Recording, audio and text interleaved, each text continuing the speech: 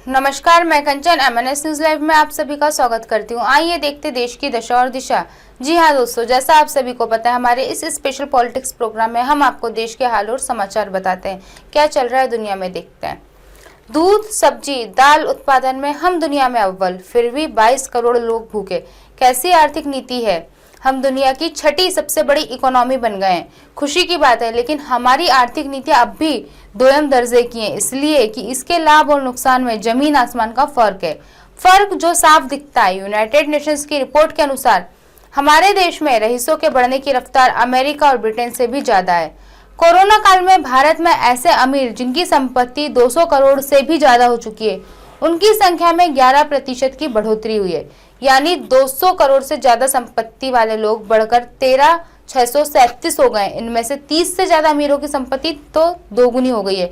दूसरी ओर कड़वा सच यह भी है कि आम भारतीय की संपत्ति 7% तक घट गई है। यही नहीं, इसी रिपोर्ट में एक और सच ये बताया गया है कि दूध, सब्जी और दाल के उत्पादन में हम दुनिया भर में अव्वल हैं। फिर भी देश के 22 करोड़ लोग या तो कुपोषित हैं या उन्हें एक ही वक्त का खाना मिल पाता है। वे लगभग रोज भूखे सोने पर विवश हैं। यह कैसी बढ़ती इकोनॉमी है। यह कैसी अर्थव्यवस्था है जिसमें अमीर लगातार अमीर और गरीब लगातार गरीब होता जा रहा है। खाई बढ़ती ही जा रही है। गड्ढे को पूरने का काम ना तो कोई कर रहा है, ना करना चाहता है। सरकार की होशियारी देखिए। दूध, सब्जी, दाल उत्पादन में हम दुनिया में अव्वल, फिर भी 22 करोड़ लोग भूखे। कैसी आर्थिक नीति है। हम दुनिया की छठी सबसे बड़ी इकोनॉमी बन गया है। खुशी की बात है, लेकिन हमारी आर्थिक नीतियाँ अभी भी दोयम दर्जे की है, इसलिए कि इसके लाभ और नुकसान में जमीन आसमान का फर्क है। फर्क जो साफ दिखता है। यूनाइटेड नेशंस की रिपोर्ट के अनुसार हमारे देश में रईसों के बढ़ने की रफ्तार अमेरिका और ब्रिटेन से भी ज्यादा है। कोरोना काल में भारत में ऐसे अमीर जिनकी संपत्ति 200 करोड़ से भी ज्यादा हो, उनकी संख्या में 11% की बढ़ोतरी हुई। यानी 200 करोड़ से ज्यादा संपत्ति वाले लोग बढ़कर 13,637 हो गए। इनमें से 30 से ज्यादा अमीरों की संपत्ति दोगुनी हो गई है। दूसरी ओर कड़वा सच यह भी है कि आम भारतीय की संपत्ति 7% तक घट गई है। यही नहीं, इसी रिपोर्ट में एक और सच यह बताया गया है कि दूध, सब्जी और दाल के उत्पादन में हम दुनिया भर में अव्वल है। फिर भी देश के 22 करोड़ लोग या तो कुपोषित है या उन्हें एक ही वक्त का खाना मिल पाता है। वे लगभग रोज भूखे सोने पर विवश है। यह कैसी बढ़ती इकोनॉमी है। यह कैसी अर्थव्यवस्था है जिसमें अमीर लगातार अमीर और गरीब लगातार गरीब होते जा रहा है। खाई बढ़ती जा रही है। गड्ढे को पूरने का काम न तो कोई कर रहा है, न करना चाहता है।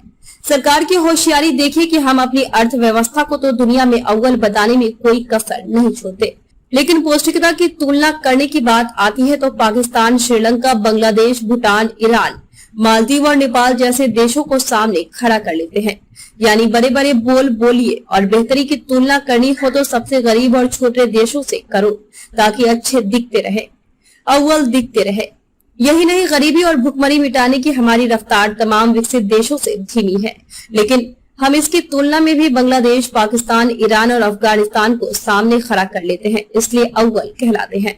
जहाँ तक भाजपा और संघ की आर्थिक नीति का सवाल है, वो तो हमेशा वस्तु पूरक मूल्य आधारित अर्थव्यवस्था में विश्वास रखते हैं।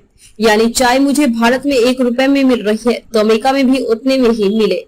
यह अच्छी नीति है, ताकि भारत का गरीब भी किसी दूसरे देश में उसी कीमत पर पेट भर सकता है। खैर, इस नीति के लागू होने के तो जमाने लग गए, लेकिन अर्थव्यवस्था में सुधार का डंका पीट पीट कर पिछले कई सालों से आम बजट के माध्यम से वर्ग को एक कौड़ी भी रियायत न देने वाली केंद्र सरकार क्या कर रही है। अमीरों को और अमीर बनाने और गरीबों को और गरीब बनाने के सिवाय हमारी अर्थव्यवस्था ने आखिर किया ही क्या है। ऊपर से हर बार कहा जाता है कि हमने तो गरीब के भले के लिए काम किया है, मध्यम वर्ग अपना खुद देख लेगा, कौन सा गरीब अब अमीर हो गया है। ऐसा कैसा विकास है कि गरीब को 2 वक्त का खाना भी नहीं दे पा रहा है। मतलब सीधा सा है, आपके विकास के उद्देश्य में, आपकी अर्थव्यवस्था की नीयत में कोई न कोई तो कमी है, जिसे आप देख नहीं पा रहे हैं और नामी अर्थशास्त्री सुधार नहीं पा रहे हैं। कि हम अपनी अर्थव्यवस्था को तो दुनिया में अव्वल बताने में कोई कसर नहीं छोड़ते, लेकिन पौष्टिकता की तुलना करने की बात आती है तो पाकिस्तान, श्रीलंका, बांग्लादेश, भूटान, ईरान, मालदीव और नेपाल जैसे देशों को सामने खड़ा कर लेते हैं।